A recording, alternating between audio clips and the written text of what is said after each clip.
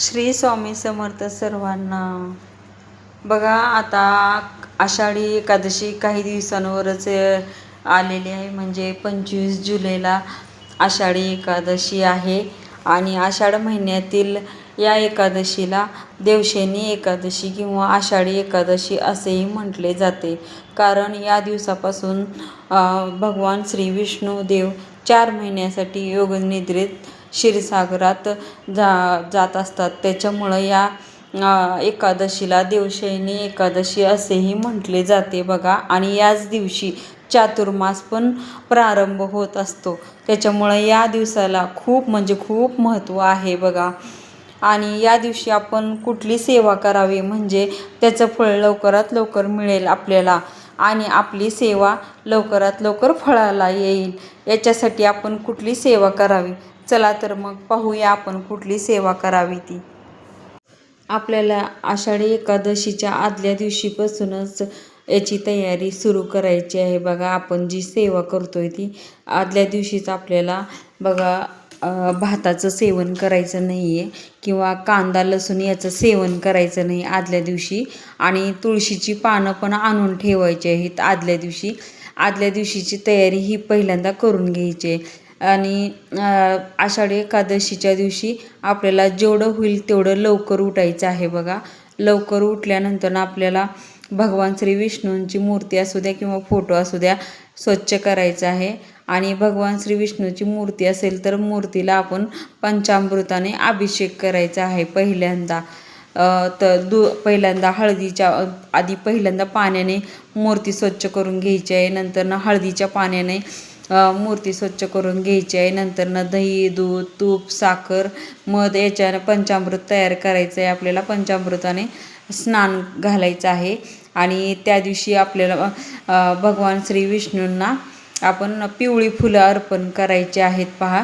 आणि पिवळे वस्त्र पण अर्पण करायचे आहेत. आपण स्वतः पण पिवळे वस्त्र धारण करायचे आहेत त्या दिवशी. आणि आता पहिल्यांदा आपल्याला विष्णू सहस्त्रनामाचे पठण करायचे आहे बघा.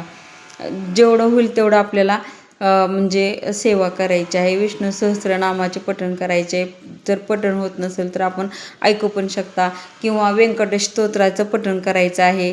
विष्णू सहस्त्रनाम जमत नसेल वाचायला तर तुम्ही व्यंकटेश स्तोत्राचे पठण देखील करू शकता बघा. आणि तेही जमत नसेल तर मोबाईलवर लावून आपण ऐकू शकतो. आणि सतत ओम नमो भगवते वासुदेवाय नमः या मंत्राचा जप करायचा आहे. आपण श्री विष्णूंना पिवळी फुलं, पिवळे अक्षदा, पिवळी मिठाई असं अर्पण करायचे आहे. आणि त्या दिवशी आपला उपवास करायचा आहे.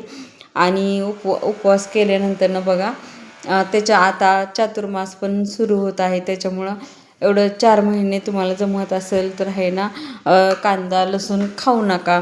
आणि जर असं खावंच लागतं तर खाऊ पण चातुर्मास असल्यामुळे हे पाळणं गरजेचं असतं बघा. आणि आपल्याला दररोज आता 4 महिने तुम्ही ही सेवा जरी केली तरी चालू शकते बघा. दररोज ओम नमो भगवते वासुदेवाय नमः या मंत्राचा जप करायचा. तुळशीची पानं व्हायची. आणि विष्णू सहस्त्रनाम दर गुरुवारी वाचलं तरीसुद्धा चालतं किंवा दररोज वाचलं तरी सगळ्यात उत्तमच आहे बघा. आपण जेवढं की नाही विष्णू सहस्त्रनाम म्हणा, ओम नमो भगवते वासुदेवाय नमः एकाग्रचित्तेने एका स्थानावर बसून आपल्याला म्हणायचं आहे. आपल्या म्हणजे आपण बसतो ना तिथे एक मंत्र म्हणत असतो ना, ओम नमो भगवते वासुदेवाय नमः किंवा विष्णू सहस्त्रनाम म्हणत असतो, तेव्हा एक आपल्या म्हणजे एक वलय तयार झालेलं असतं आपल्या भोवती बघा. आणि ते सकारात्मक ऊर्जाचं वलय असतं.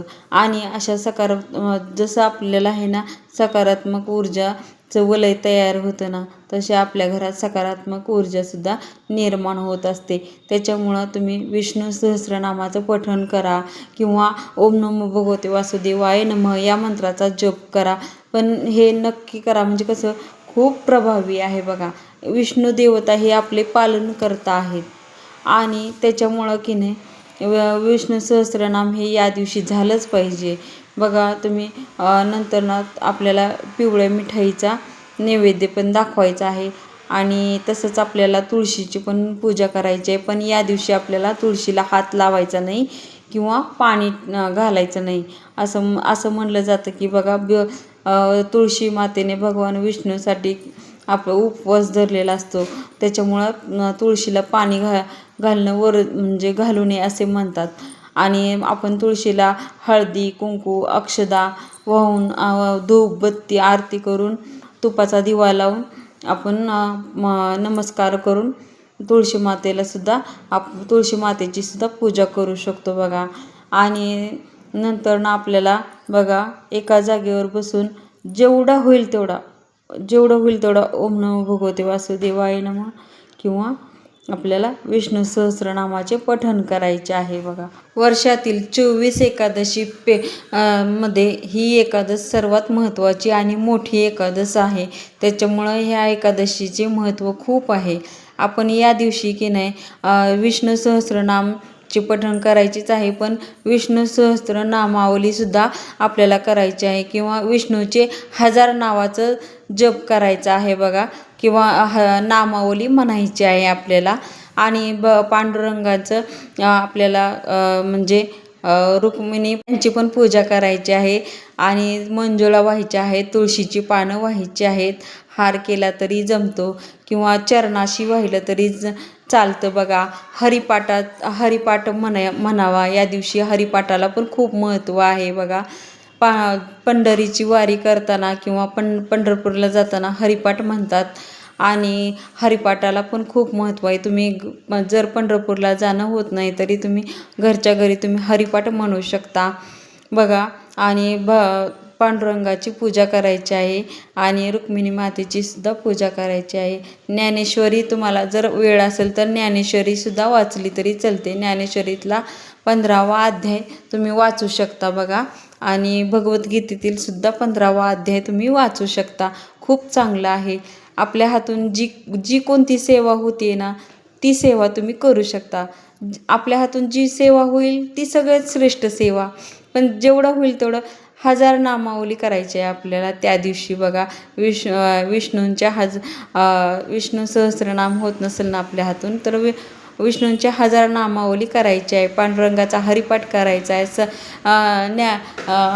म्हणजे ज्ञानेश्वरीचा पाठ करायचा आहे. तुम्ही कुठलाही तुम्हाला जे सोपं वाटेल ना ते तुम्ही करू शकता बघा त्या दिवशी.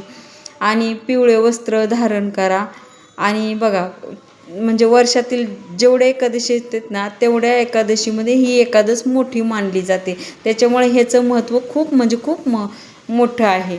तुम्हाला जशी एक म्हणजे सेवा करता येईल तशी तुम्ही ती सेवा करा आणि देवाचरणी प्रार्थना करा की तुमच्या काही जी काही इच्छा असेल किंवा प्रार्थना असेल, माझं हे काम होऊ द्या किंवा माझ्या ह्या अडचणी विष्णू देवता दूर करा, मला माझ्या घरातील किंवा संसारातील ज्या काही अडचणी आहेत ना त्या दूर होऊ द्या, घरात सुख समाधान लाभू द्या आणि अडचणींना तुम्ही दूर पळवा, अशी प्रार्थना पण करायची आहे पांडुरंगाचरणी किंवा विष्णूचरणी, महाविष्णूंच्या चरणी. बघा प्रार्थना तुमची नक्की म्हणजे नक्की ही होईल आणि तुम्हाला सगळ्या गोष्टीतून किंवा अडचणीतून मुक्तता पण मिळेल. एकादशी ह्या बघा काही न खाता करतात बघा. मिठाचं काही खायचं नाही, फक्त जल प्यायचं किंवा फळांचा आहार घ्यायचा. म्हणजे एकादशी दिवशी काहीच खाल्लेलं चालत नाही. पण आहे ना तुम्हाला जमत नसेल तर तुम्ही फराळ करू शकताय बघा. आणि तुळशीची पानं एक वाहताना ओम नमो भगवते वासुदेवाय नमः या मंत्राचा तुम्हाला जप करायचा आहे.